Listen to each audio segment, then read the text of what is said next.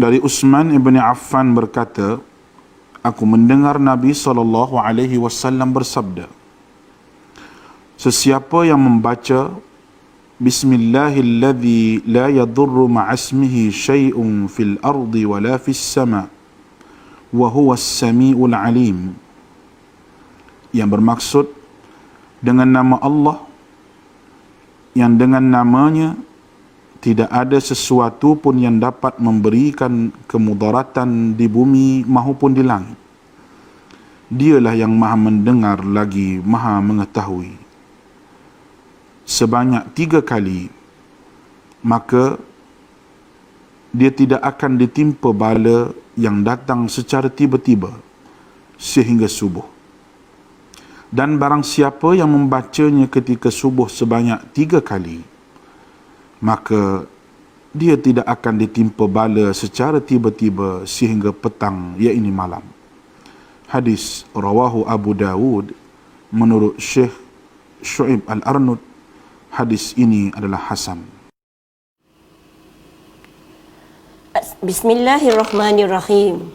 Assalamualaikum warahmatullahi wabarakatuh dan salam sejahtera. Bertemu kita dalam program tuition online Perlis Mengaji, anjuran Majlis Agama Islam Perlis, Jabatan Hal Ehwal Agama Islam Perlis dan Jabatan Pelajaran Negeri Perlis. Cikgu Puan Suraya binti Abdul Rahim dari SMK Tengku Sulaiman Berseri Perlis hari ini akan membincangkan mata pelajaran sejarah tingkatan 4 KSSM. Hari ini adalah kali pertama kita bertemu dalam program tuition online untuk mata pelajaran sejarah. Jadi apa khabar pelajar-pelajar sekalian yang berada di rumah sekarang ini? Jadi cikgu harap pelajar-pelajar akan meneruskan pembelajaran pelajar menerusi program-program yang diadakan oleh pihak sekolah dan juga pihak Jabatan Pelajaran Negeri Perlis. Jadi pada hari ini kita akan membincangkan sebenarnya tajuk bab 4. Kita terus kepada bab 4 tingkatan 4 KSSM. Tapi sebelum cikgu meneruskan pengajaran cikgu pada hari ini, cikgu ingin menerangkan mengenai format instrumen peperiksaan SPM mulai tahun 2021 untuk mata pelajaran sejarah, iaitu kod mata pelajarannya ialah 1249. Terdapat 2 kertas yang akan pelajar jawab dalam peperiksaan SPM pelajar nanti, iaitu kertas 1 dan kertas 2. Kertas 1 terdiri daripada soalan objektif aneka pilihan, iaitu terdapat 40 soalan objektif dan pelajar perlu menjawab semua soalan. 40 soalan ni merangkumi apa yang pelajar pelajari semasa tingkatan 4 dan juga tingkatan 5 pada tahun hadapan. Okey, jadi jumlah markah bagi kertas 1 ialah 40 markah.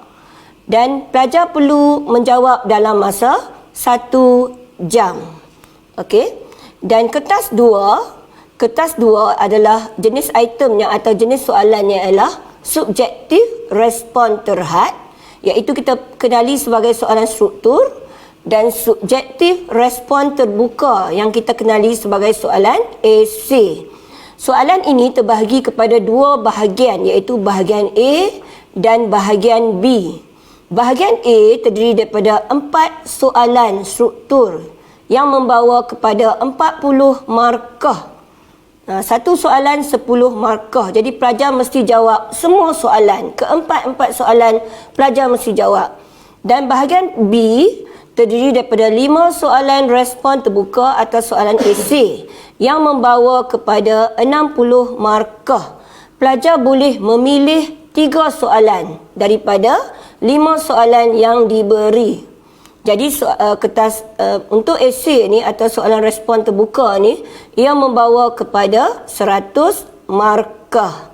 Okey, masa yang diberi untuk menjawab soalan kertas 2 ialah 2 jam 30 minit. Okey.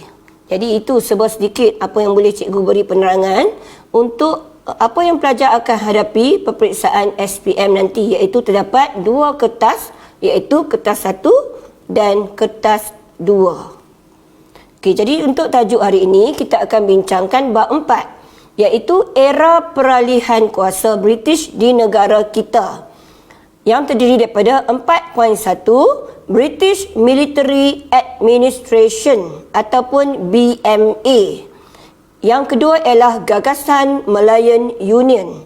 Dan yang ketiga ialah reaksi penduduk tempatan terhadap Malayan Union. Okey, tajuk yang pertama, British Military Administration atau BMA. Dalam bahasa Melayunya ialah pentadbiran tentera British. Tajuk ini pelajar akan pelajari latar belakang BMA, tujuan BMA diwujudkan dan tindakan BMA serta keberkesanan tindakan BMA. Seperti yang pelajar ketahui, pentadbiran tentera British ni dia bermula selepas Jepun menyerah kalah kepada tentera British di tanah Melayu. Tapi dalam masa selepas penyerahan tentera Jepun tu berlaku pemerintahan komunis di negara kita selama 2 minggu. Yang tu pelajar dah pelajari semasa pelajar mempelajari bab 3 yang lepas. Jadi hari ini cikgu fokus terus kepada bab 4 British Military Administration. Okey, ini adalah gambar menunjukkan rakyat tanah Melayu berkumpul dan menyambut kedatangan tentera British di Kuala Lumpur pada September 1945. Ini menunjukkan rakyat tanah Melayu memang menunggu kedatangan tentera British selepas kekalahan tentera Jepun dan juga selepas pemerintahan komunis di tanah Melayu. Okey, pentadbiran tentera British, bilakah bermulanya pemerintahan BMA di tanah Melayu? Ia bermula pada 12 September 1945, iaitu setelah kekalahan tentera Jepun di tanah Melayu. Dan bilakah tamat pemerintahan BMA di tanah Melayu? Iaitu pada 1 April 1946 apabila Malayan Union ditubuhkan untuk menggantikan BMA. Apakah maksud British Military Administration ni? Ia merupakan pentadbiran tentera British. Seluruh tanah Melayu diletakkan di bawah pentadbiran tentera. Pegawai yang bertanggungjawab ialah Lord Mountbatten, iaitu pemerintah tertinggi tentera bersekutu di Asia Tenggara. Manakala perancangan bagi hal ehwal awam dilakukan oleh Timbalan Ketua Pegawai Hal Ehwal Awam, iaitu Brigadier General H.C. Will. Okey, seterusnya, tujuan BMA diwujudkan adalah untuk mengembalikan kestabilan dan keamanan di tanah Melayu. BMA berusaha untuk memulihkan keamanan dan kestabilan. Bagaimanakah caranya British Military Administration ni cuba memulihkan keamanan dan kestabilan? Yang pertama, BMA telah membubarkan pasukan MPAJA pada 1 Disember 1945. MPAJA adalah Malayan People's Anti-Japanese Army yang telah ditubuhkan untuk menentang tentera Jepun. MPAJA. Yang kedua, BMA mengarahkan semua senjata yang diberikan kepada MPAJA semasa pendudukan Jepun dahulu dikembalikan. Tetapi BMA gagal mengumpulkan semula senjata tersebut. BMA juga gagal membanteras kegiatan jenayah, keganasan, kongsi gelap dan masalah ketegangan kaum. Dan BMA juga cuba untuk memulihkan kepercayaan rakyat terhadap mereka. Rakyat telah mengalami kesukaran hidup di bawah pemerintahan Jepun, iaitu semasa pemerintahan Jepun, bekalan makanan dan ubat-ubatan sukar didapati. Sekiranya ada bekalan tersebut, harganya pula melambung tinggi. Wabak penyakit pula semakin merebak, terutamanya penyakit beri-beri yang disebabkan kekurangan zat makanan. Ini gambar cikgu tunjukkan. Pesakit beri-beri ni, kekurangan zat makanan. Seterusnya, semasa pendudukan Jepun juga berlaku masalah kebuluran di banyak tempat. Kebuluran ni tak cukup makanan. Rakyat juga tidak mempunyai wang untuk membeli makanan. Kemudian berlaku juga kegiatan menyorok. Menyorok ni dia sorok barang. Supaya nanti apabila keperluan tu tinggi, dia akan jual pula barang tersebut tapi dengan harga yang tinggi lah. Kemudian berlaku amalan rasuah, peras ugut dan pasar gelap di Kuala Lumpur menjadi semakin tidak terkawal. Dan masalah ini telah berakar umbi sehingga gagal dibanteras ataupun dihapuskan oleh BMA. Semua masalah ni adalah masalah yang berlaku semasa pendudukan tentera Jepun di tanah Melayu. Ini jadual menunjukkan inflasi dan kegiatan pasar gelap. Jadual menunjukkan peningkatan harga barang dari bulan Disember 1941 hingga bulan Ogos 1945. Cuba pelajar tengok. Sebelum perang iaitu Disember 1941, harga beras sekati ialah 0.06 dolar selat.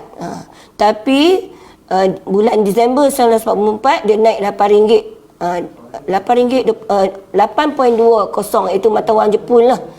Kemudian Julai 1946 naik berapa kali ganda, 36. Selepas perang harga beras sekati naik 75 mata wang Jepun. Jadi semua barang menunjukkan peningkatan harga selepas perang Ogos 1945. Jadi berlakulah inflasi di tanah Melayu. Inflasi maksudnya barangan berkurangan, jadi menyebabkan harga barang tu naik.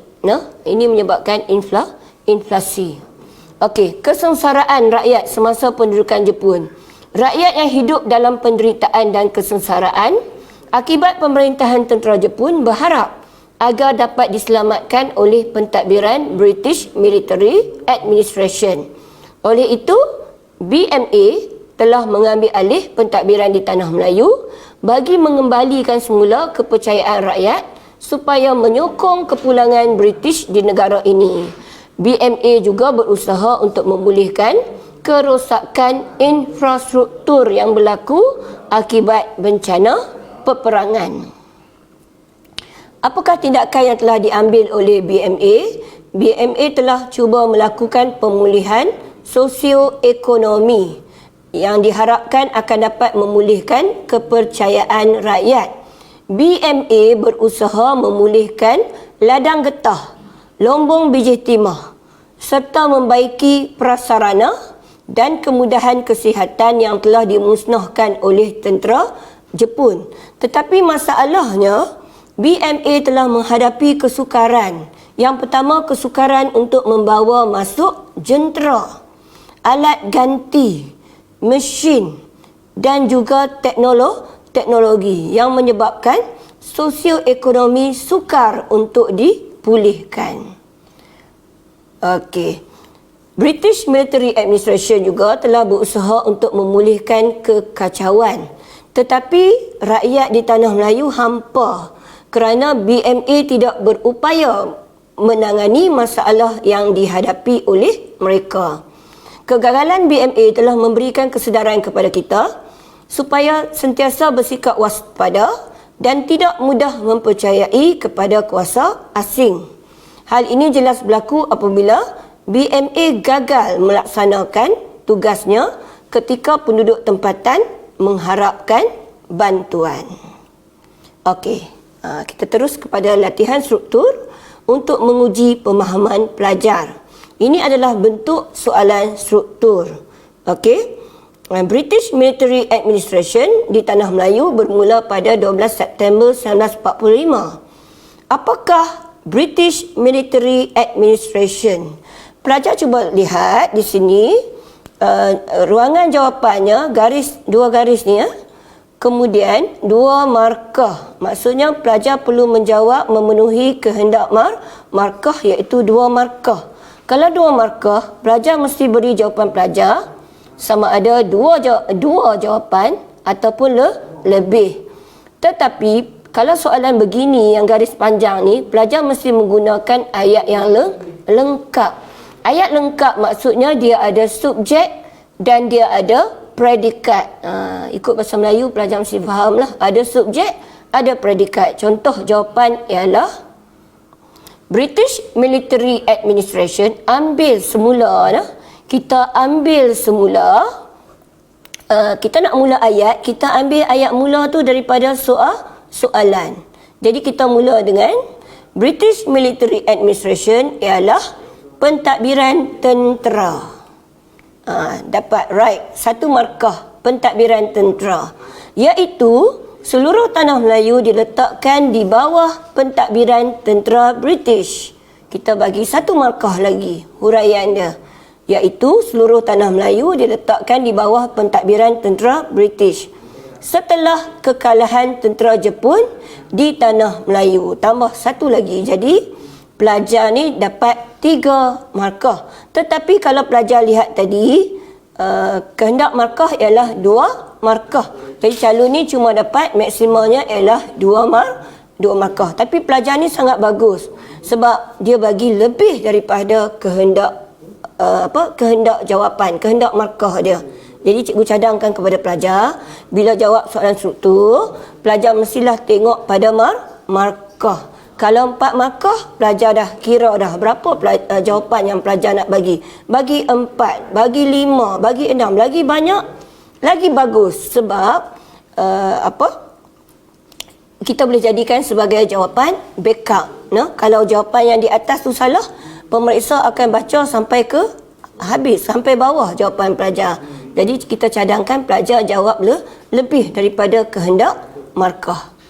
Okey, soalan B. Nyatakan tindakan British Military Administration untuk memulihkan keamanan dan kestabilan tanah Melayu. 4 markah. Soalan ni pula, cuba pelajar lihat. Dia ada 1 Roman, 2 Roman, 3 Roman, 4 Roman. Kalau jawapan begini, pelajar tak perlu bagi jawapan dalam ayat yang lengkap. Cuba lihat contoh jawapan di sini. Contoh jawapan 1 Roman, membubarkan pasukan MPAJA. Pelajar dapat 1 markah. Mengarahkan semua senjata yang diberikan kepada mereka semasa pendudukan Jepun dahulu dikembalikan. 1 markah lagi. Mengambil alih pentadbiran di tanah Melayu. Memulihkan kerosakan infrastruktur akibat bencana peperangan. Jadi pelajar ni dia bagi betul-betul 4 jawapan. Boleh tak pelajar nak tambah lagi di bawah jawapannya? Boleh, digalakkan. Ada ruangan kosong di bawah ruangan jawapan tu. Pelajar boleh beri jawapan sebanyak mana pelajar nak beri mengikut apa yang pelajar ingat. Okey? Jadi 4 markah pelajar boleh bagi lebih daripada 4 jawapan.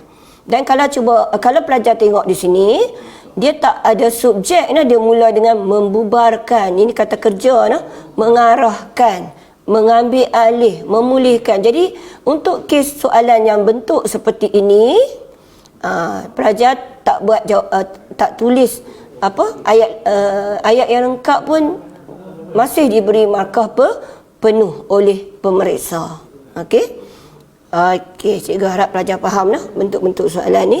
Dan soalan C, selalunya soalan terakhir pada soalan struktur ialah soalan kemahiran berfikir aras tinggi atau KBAT. Contoh soalan, pada pandangan anda, mengapakah British Military Administration gagal dalam usaha mereka? 4 markah. Okey. Apa maksud soalan KBAT? Dia perlukan kemahiran pelajar untuk berfikir, mencari jawapan. Okey. Dan tak semestinya jawapan tu ada dalam buku teks. Kadang-kadang dia terdapat dalam buku teks dan pelajar boleh tambah dengan memberikan idea pelajar sendiri. Memberikan pengetahuan pelajar yang pelajar pernah baca di mana-mana media. Okey. Contoh jawapan ialah British Military Administration gagal kerana, cuba lihat ayat lengkap ambil ayat daripada soalan. Soalan ditanya mengapa. Kalau mengapa, jawapannya mesti beri cara. Mengapa mesti beri cara. British Military Administration gagal dalam usaha mereka kerana BMA gagal mengumpulkan semula senjata daripada MPAJA dan BMA gagal membantras kegiatan jenayah, keganasan serta kongsi gelap yang berlaku di tanah Melayu. 2 markah. BMA juga gagal menyelesaikan masalah ketegangan kaum yang berlaku serta tidak mendapat kerjasama daripada penduduk tanah Melayu. Kalau pelajar lihat di sini, jawapan pertama, kedua, ketiga ni jawapannya dari buku teks. Ya? Tapi jawapan keempat ni adalah idea atau pandangan pelajar sendiri.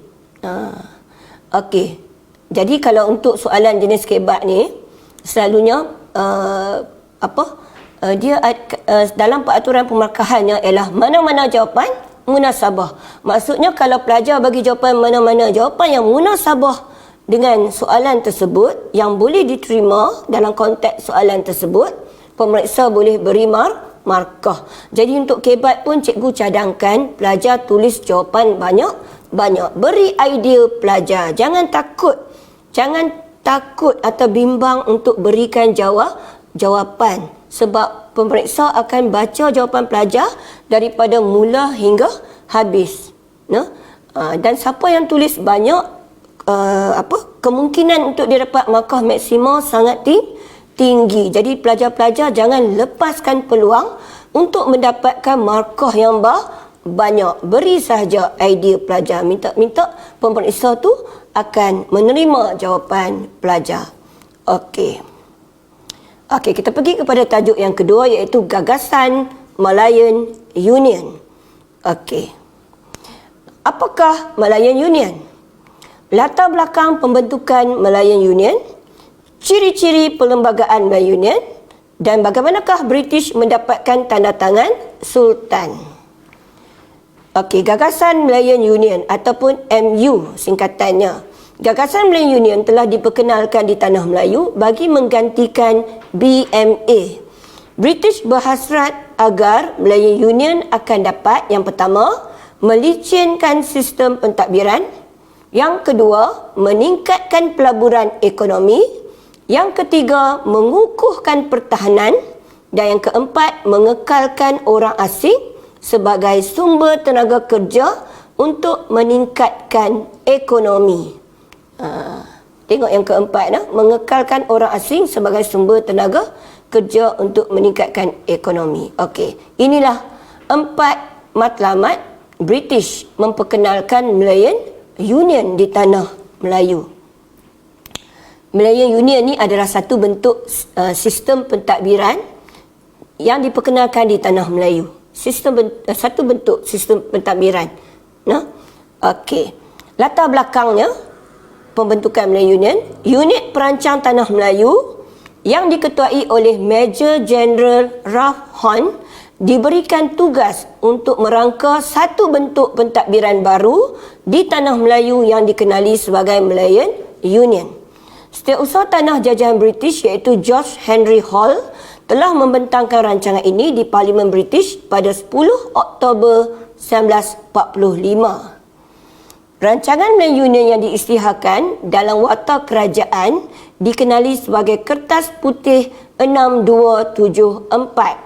Dalam kertas putih tersebut, British akan mengambil alih pemerintahan tanah Melayu dan menubuhkan sebuah pentadbiran berpusat atau kesatuan di bawah jajahan British. Maksudnya British akan menjajah semula tanah Melayu dan pentadbirannya pentadbiran berpusat atau kesatuan.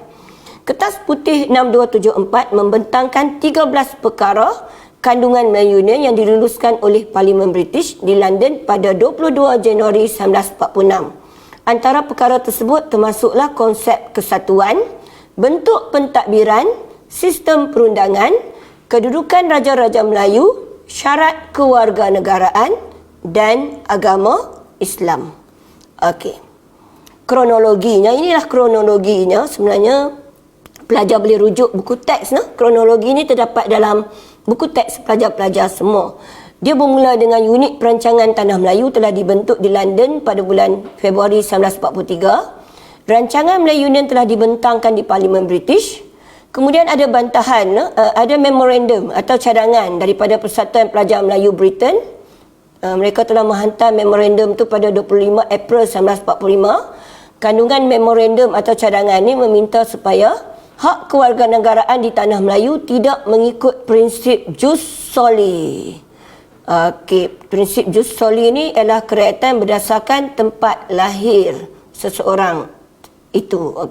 Kemudian Tan Cheng Lock dan Persatuan Cina Seberang Laut menghantar memorandum kepada British berkaitan dengan masa depan tanah Melayu. Memorandum lah. Kemudian kertas putih 6274 rancangan Melayu Union telah disiarkan dalam warta kerajaan dan Melayu Union telah dilaksanakan di tanah Melayu pada 1 April 1946. Ciri-ciri pentadbiran Melayu Union. Yang pertama, negeri-negeri Melayu bersekutu, negeri-negeri Melayu tidak bersekutu dan dua negeri-negeri selat disatukan menjadi satu unit pentadbiran. Negeri-negeri Melayu bersekutu ni pelajar masih ingat lagi, iaitu ada 4 buah negeri Melayu bersekutu, iaitu Perak, Selangor, Pahang, Negeri Sembilan yang ada residen. Negeri Melayu tidak bersekutu 5 buah negeri, iaitu Perlis, Kedah, Kelantan, Johor dan Terengganu. Dua negeri-negeri selat ni ialah Pulau Pinang dan Melaka. Disatukan menjadi satu unit pentadbiran. Kesatuan. Singapura dijadikan satu unit pentadbiran. Singapura diasingkan pentadbirannya. Raja-raja Melayu. Sultan menjadi ahli majlis Raja-Raja Melayu dan Sultan hanya boleh membincangkan mengenai agama Islam dan adat istiadat Melayu sahaja. Hal pentadbiran Sultan tak boleh bincang. Jadi di sini kuasa Sultan telah dikurangkan dalam pentadbiran. Kemudian ketua pentadbir diketuai oleh Governor British yang dilantik oleh Raja England. Dan Majlis Eksekutif dan Majlis Perundangan Melayu Union diletakkan di bawah kawalan Pesuruhjaya Tinggi British. Iaitu Governor British ni dibantu oleh Majlis Eksekutif dan Majlis Perundangan. Kewarganegaraan. Bagaimanakah dengan kewarganegaraan atau kerakyatan Melayu Union?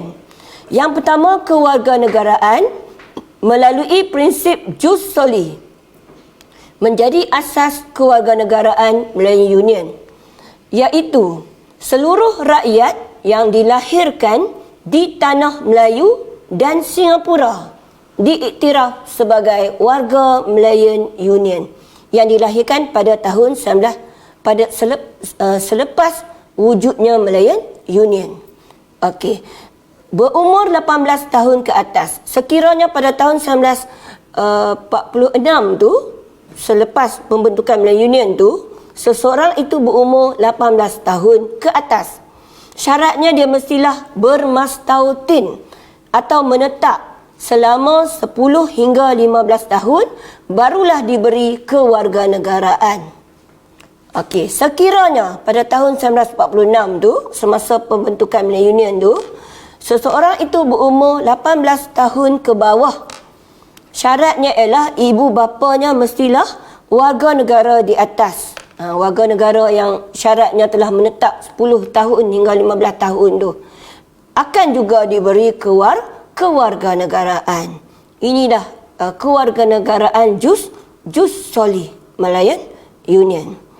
Kesimpulannya, pembentukan Melayu Union ialah usaha penjajah untuk menakluk tanah air kita. Melayu Union telah mengubah status atau kedudukan tanah Melayu daripada negeri naungan kepada negeri tanah jajahan.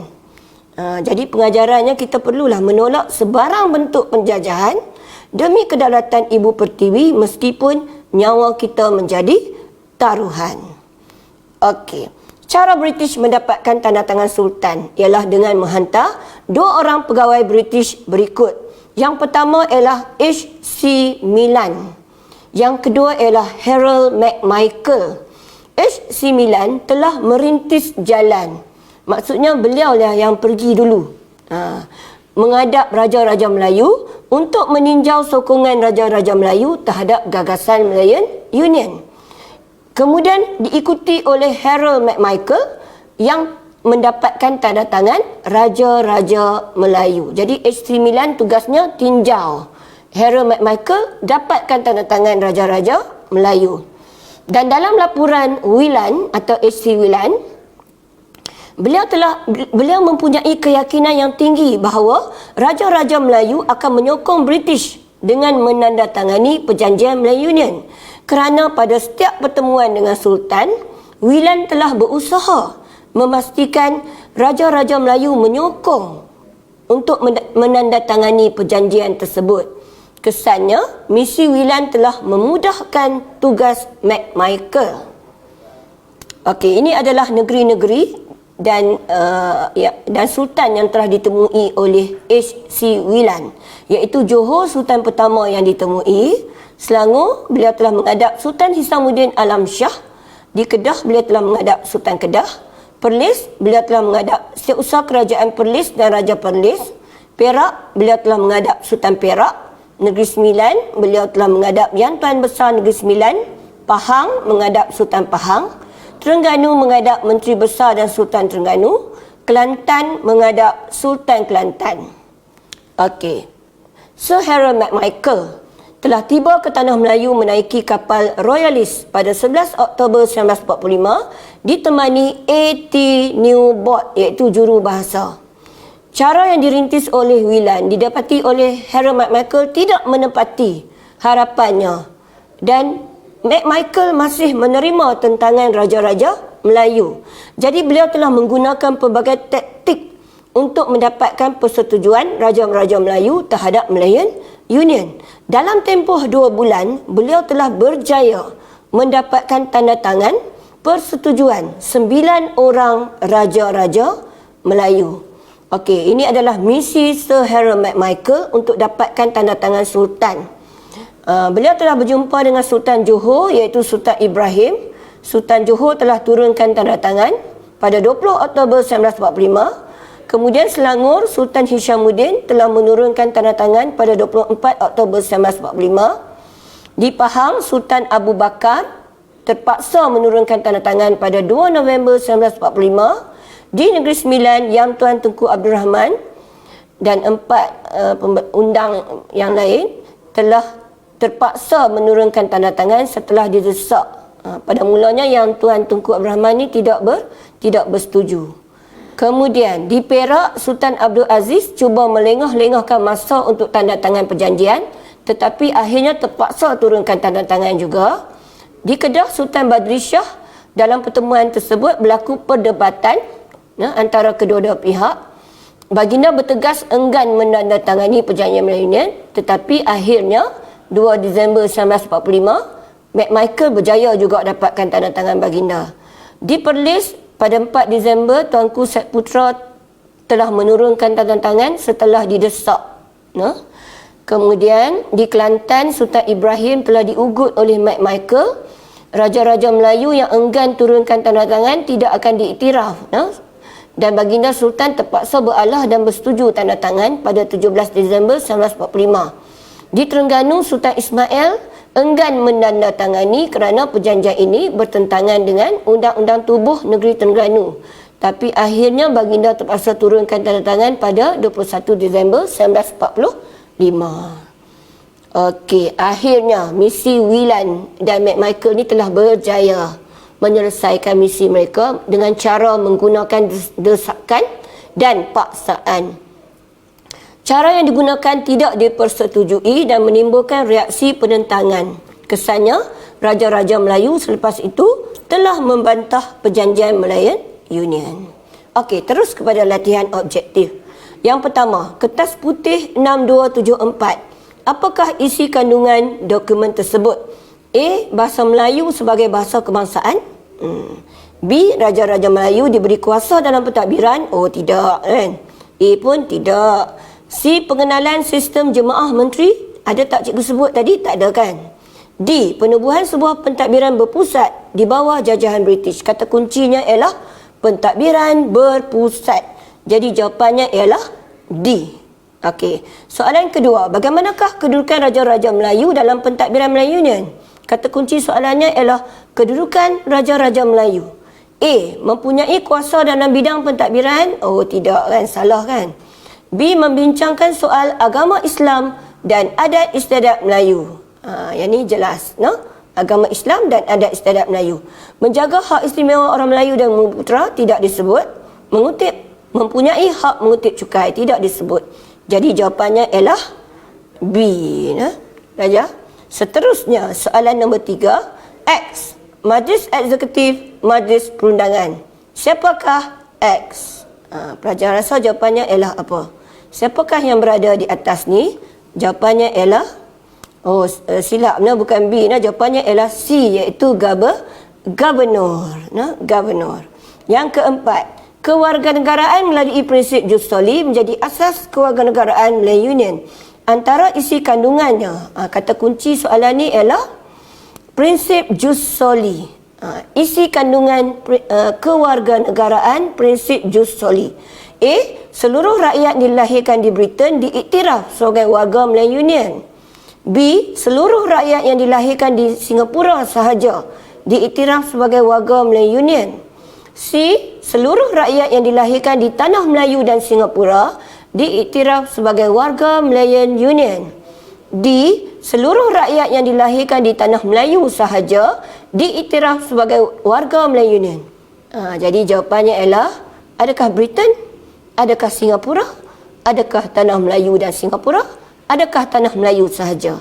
Jadi jawapan yang tepat ialah C, iaitu Tanah Melayu dan Singapura.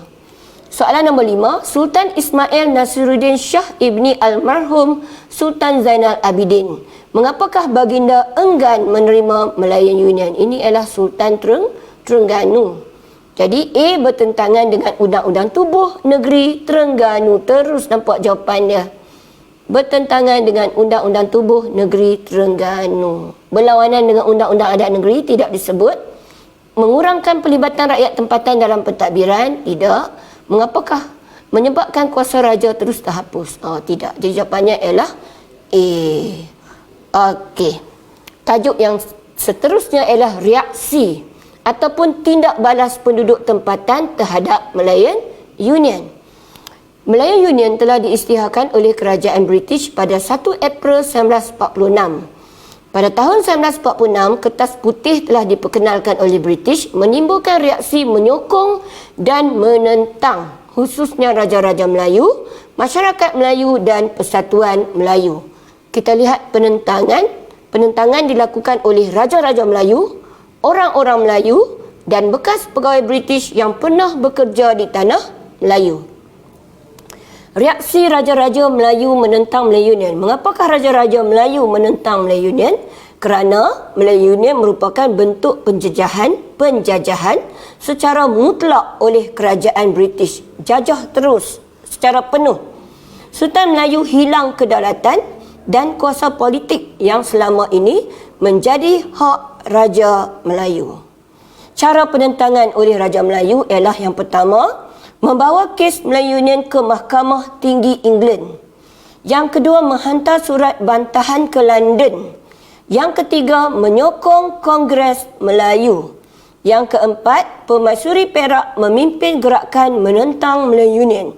Dan yang kelima, memulaukan upacara pelantikan Gubernur Malayan Union. Okey, membawa kes Melayu Union ke Mahkamah Tinggi England. Persidangan Raja-Raja Melayu telah diadakan di Istana Iskandariah, Kuala Kangsar pada April 1946. Keputusan telah dibuat ialah mengemukakan bantahan melalui Mahkamah Tinggi di England. Sultan Kedah, Perak dan Johor akan berangkat ke England sekiranya kehadiran mereka diperlukan. Menurut sistem perundangan British, McMichael telah mendapatkan persetujuan dari Raja-Raja Melayu dengan cara tidak sah, iaitu cara paksaan dan ugutan. Yang kedua, menghantar surat bantahan ke London. Surat bantahan telah dihantar oleh Sultan Kedah, Perak dan Johor kepada George Henry Hall, mendakwa mereka telah diperdaya oleh Harold McMichael.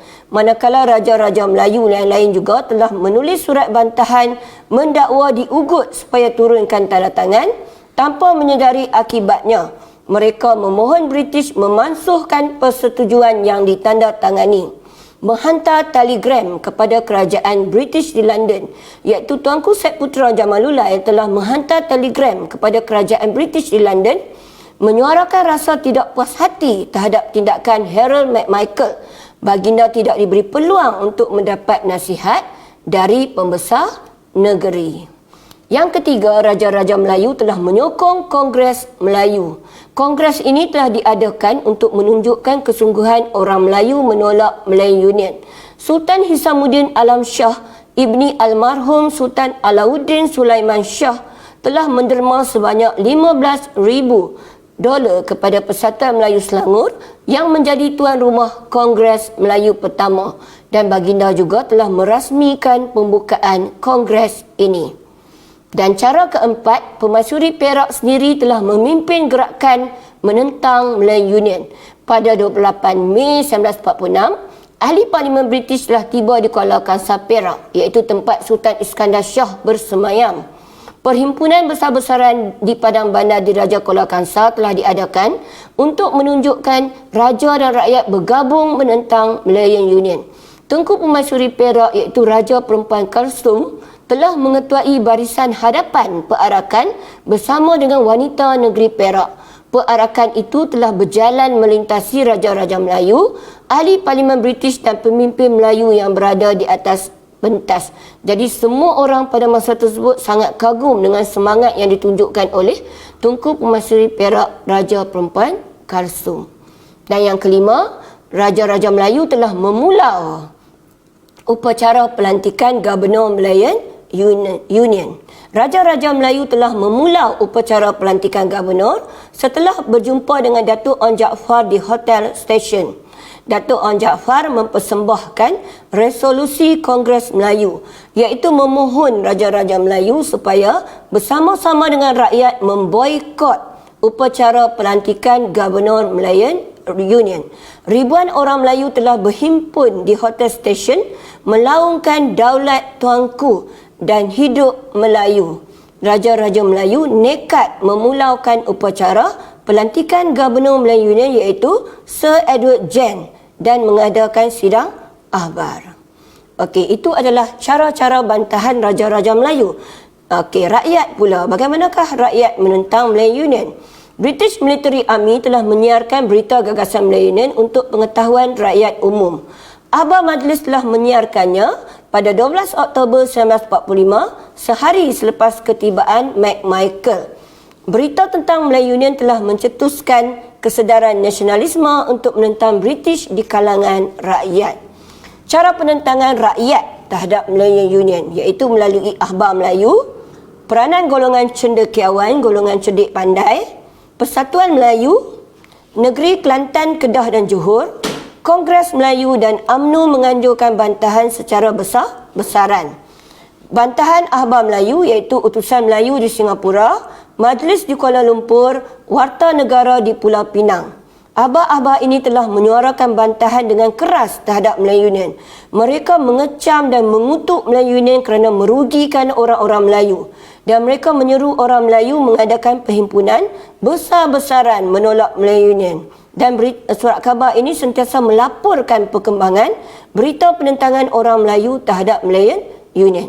Penentangan yang kedua ialah penentangan cendekiawan iaitu tokoh pentadbir Melayu iaitu Datuk Onn bin Jaafar, Datuk Nik Ahmad Kamil, Zakbar atau Zainal Abidin bin Ahmad, Tengku Muhammad, Datuk Abdul Wahab Abdul Aziz, Panglima Bukit Gantang, Wan Muhammad Yusof, Panglima Kinta Perak, Datuk Hamzah Abdullah, Datuk Abdul Rahman Muhammad Yassin iaitu pemimpin Melayu Johor.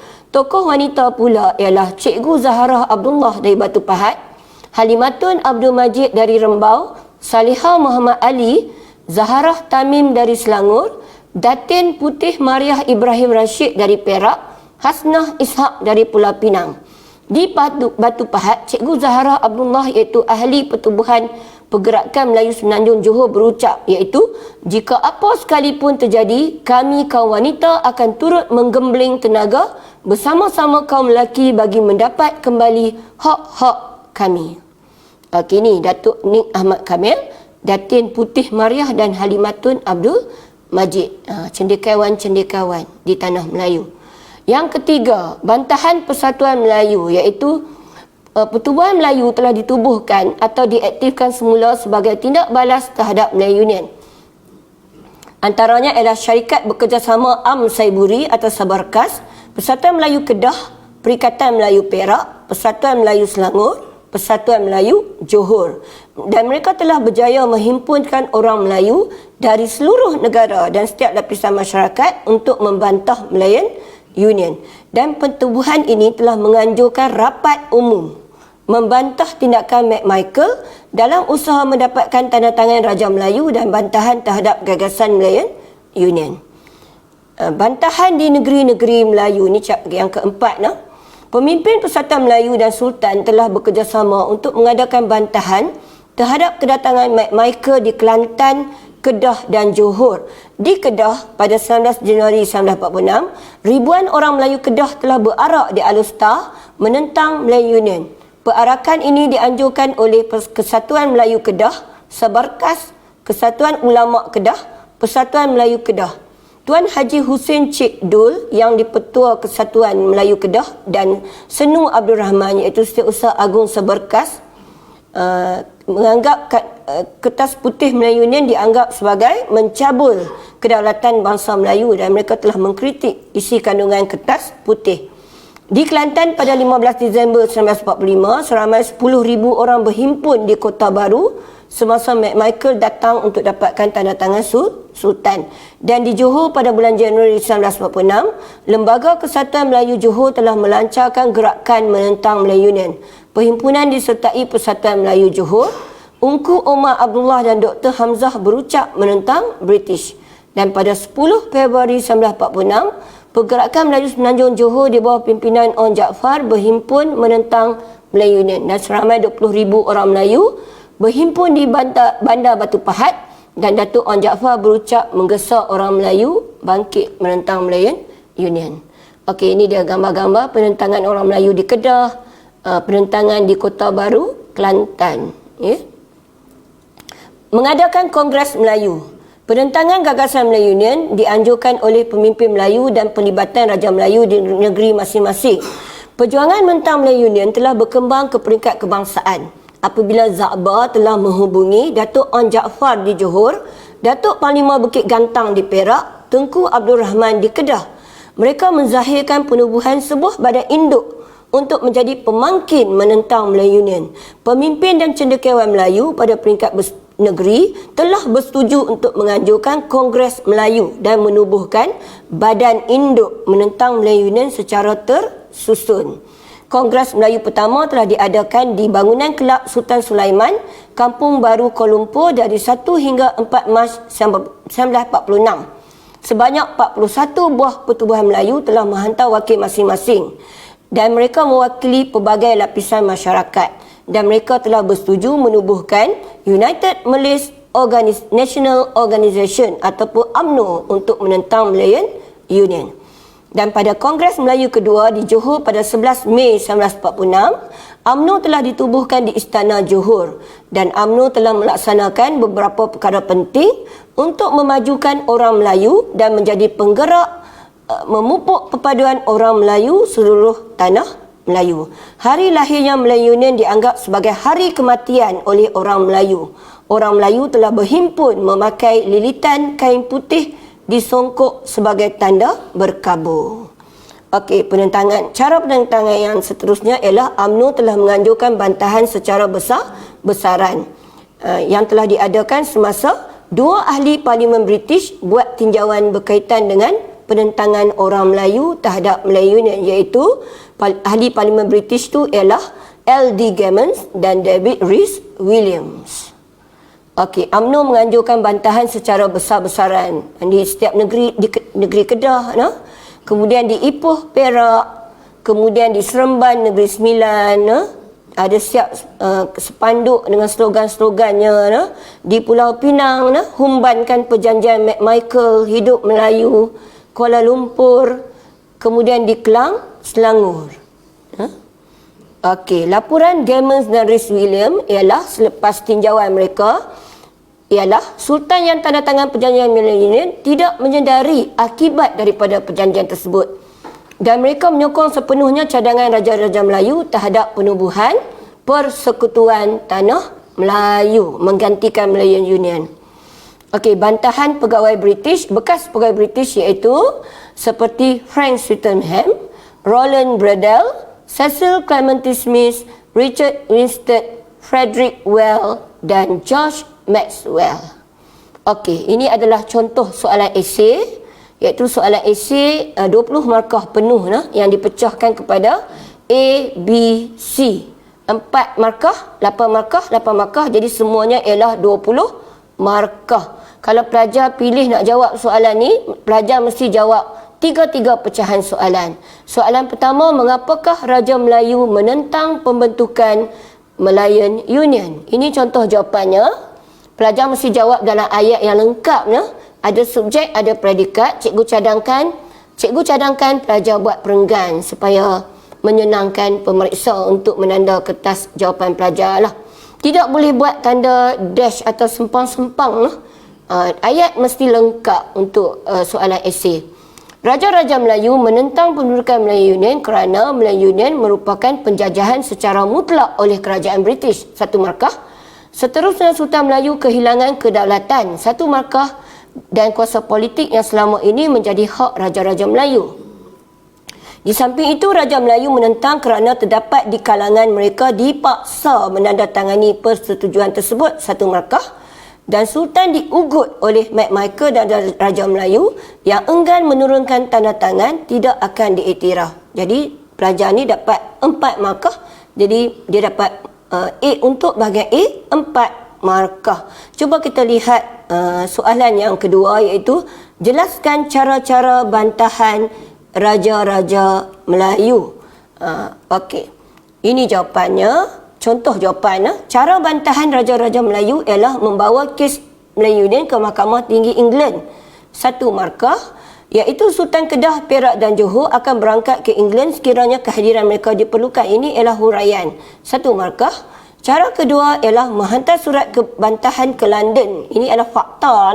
1 markah, iaitu mendakwa mereka diperdaya oleh Harold MacMichael. 1 markah. Okey, cara ketiga ialah Raja-Raja Melayu menyokong Kongres Melayu. 1 markah, iaitu Sultan Hisamuddin Alam Shah ibni almarhum Sultan Alauddin Sulaiman Shah menderma sebanyak $15,000 kepada Persatuan Melayu Selangor yang menjadi tuan rumah Kongres Melayu pertama. Ini ialah huraian. Cara keempat ialah Persatuan Perak, Pemaisuri Perak memimpin gerakan menentang Malayan Union. 1 markah. Dan huraiannya iaitu Tuanku Pemaisuri Perak, Raja Perempuan Karsum mengetuai barisan hadapan perarakan bersama dengan wanita negeri Perak. 1 markah. Okey, jadi pelajar tadi dapat B sama juga 8 markah. Dan ini adalah soalan kebat, iaitu soalannya ialah bagaimanakah pemimpin masa kini boleh mengekalkan kedaulatan negara kita.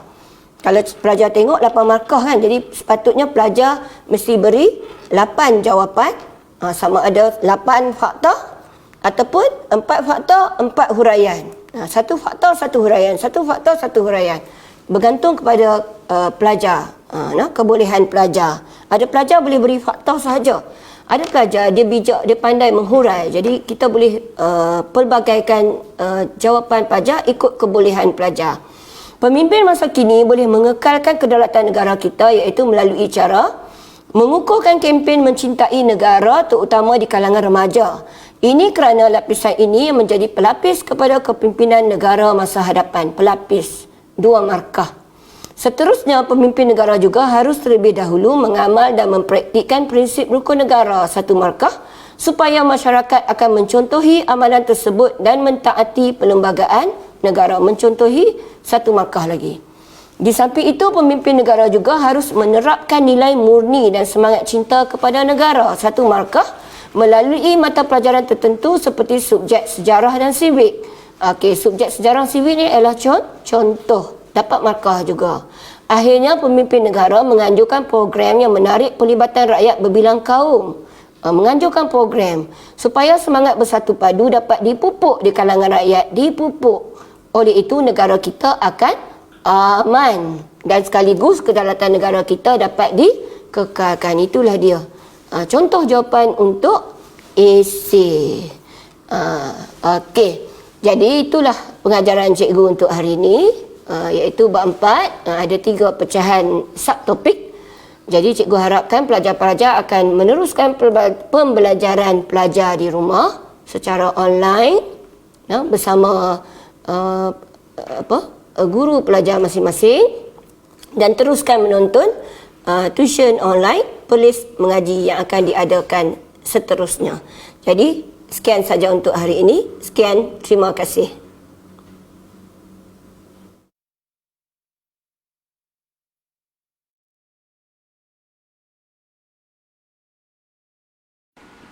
Daripada Anas bin Malik radhiyallahu anhu berkata, Nabi SAW pernah berdoa, Allahumma inni a'udzubika minal barasi wal jununi wal juzami wa min sayil asqam. Ya Allah, aku berlindung denganmu daripada penyakit sopak, penyakit gila, penyakit kusta dan penyakit-penyakit yang buruk. Hadis diriwayatkan oleh Al-Imam Abu Dawud dengan sanad yang sahih.